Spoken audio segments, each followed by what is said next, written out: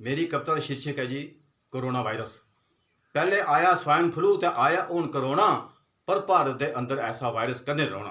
पहले आया swine flu तो आया हूँ करोना, पर भारत के अंदर ऐसा वायरस कदे नहीं रौना।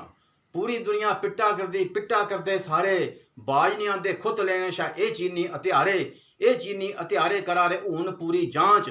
आपू इन्हें बनाया वायरस, आपू कीता लांच। अज घाबरे दा नस्सा दा इंदा सारा चौना। पहले आया स्वाइन फ्लू तो आया हूँ करोना, पर भारत के अंदर ऐसा वायरस कदे नहीं रौना।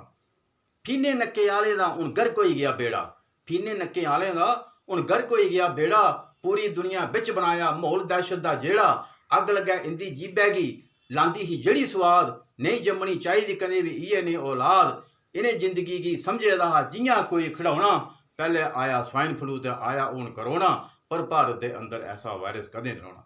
इन्हें बिल्लियां कुत्ते मारिए खादे सप्प न्योर नपीड़े, इन्हें बिल्लियां कुत्ते मारिए खादे सप्प न्योर नपीड़े। बेदोशे सब खादे जानवर खादे लखां कीड़े। घरा दाल ते फुलका इन्हें गी बिच्चू आंगर पुड़िया। अत्याचारी गी हमेशा गै नरक द्वारा जुड़िया। पापे दा फल हर मानू की खीर भुगतना पौना। पहले आया स्वाइन फ्लू तो आया हूँ करोना, पर भारत के अंदर ऐसा वायरस कदे नहीं रौना।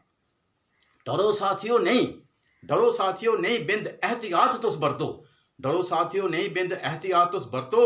ना मुराद इस महामारी दा पहाड़ परेगी परतो। करो नमस्ते दूरा सपने छोड़ो हथ मिलाना, जिथे कट्ठ होए लोकें दा उत्थे कदे नहीं जाना। खंग जुकाम होए जिसकी नहीं ओदे कोल खड़ोना। पहले आया स्वाइन फ्लू तो आया हूँ करोना, पर भारत के अंदर ऐसा वायरस कदे नहीं रौना। तो संत कलांदे गौ माता का गूत्र पियो, गौ माता का गूत्र पियो कन्या करो स्नान। वायरस कन्या भुलिए भी नहीं ओ कदे नुकसान। मरी जांगन जरासीम झट ते होनी जिंद नरोई।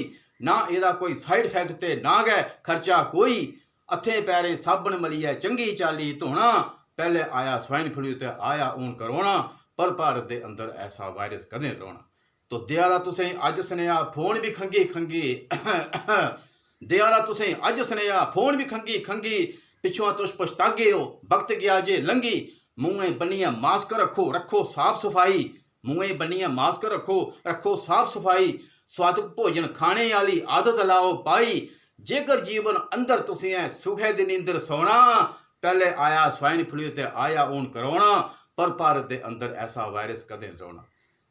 तो जय डुग्गर जय डोगरी। मेरी ये कविता तुसें अगर शैल लगी हुए तुसी लाइक करो, शेयर करो तो कमेंट्स दिओ। तुंदा बड़ा बड़ा धन्यवाद।